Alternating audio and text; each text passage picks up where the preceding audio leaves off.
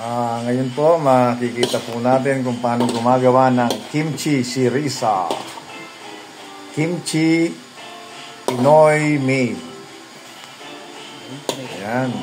Pinagalo-halo po ng mabuti ni Risa. Korean gaya ni Ang Korean kimchi. Ano bang ingredients niyan? sakto.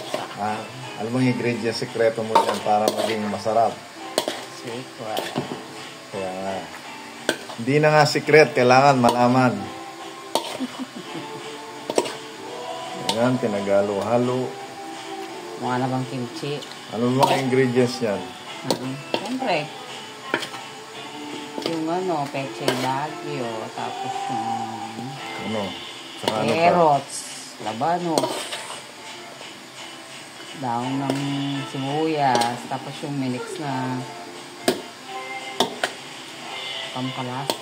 Ano yung pampalasa? Sekreto ba yun o... Correct. Madali lang yun kahit sino marunong nang gumawa ng kimchi.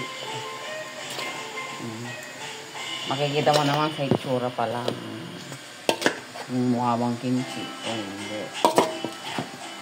Kasi bibili ka kada isang tub 100 o gawa ka na lang. Hindi pa